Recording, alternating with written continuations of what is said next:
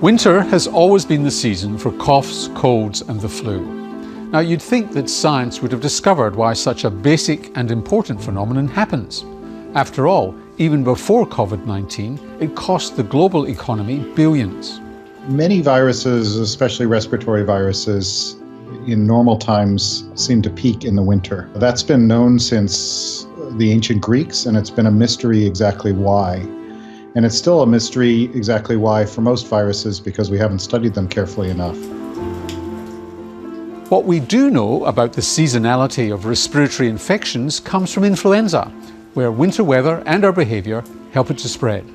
Influenza viruses survive better in cooler climates, and humidity matters, relative humidity matters, and there's probably to some extent even human behavior issues of more staying indoors more in the colder climate.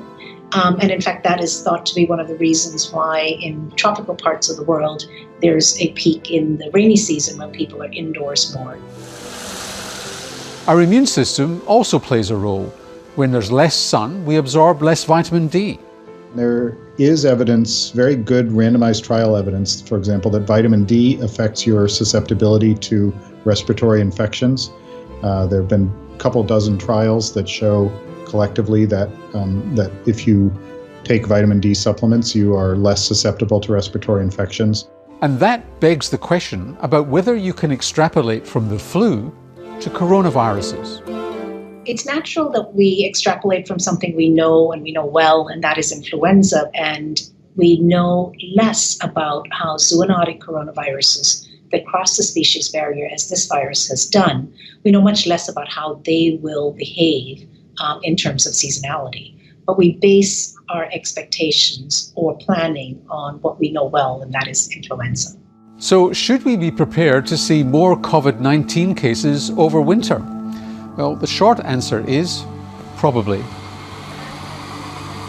Sitting in a place where it's about to be winter, I think there is a need to expect a notch up in terms of the amount of transmission, all else being equal. I think that Australia has done remarkably well in controlling this outbreak, and as restrictions are lifted, there is a possibility that we will see an uptick.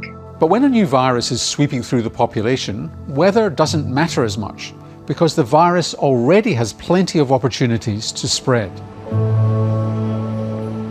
From the virus's perspective, it's sort of all about playing the percentages. If it has enough going for it, if it has high population density, high susceptibility of people, then the seasonality, even if it's 20%, isn't going to do much because it's going to be well above what it needs to transmit. The bottom line is that there may well be an effect from cooler weather, but since the vast majority of us are susceptible to catching the COVID-19 virus, that pandemic risk will overwhelm the influence of winter. There is, however, some good news, which is that we could be in store for a mild flu season. We're not seeing almost any influenza activity, but we think that is probably because of the social distancing and people staying at home.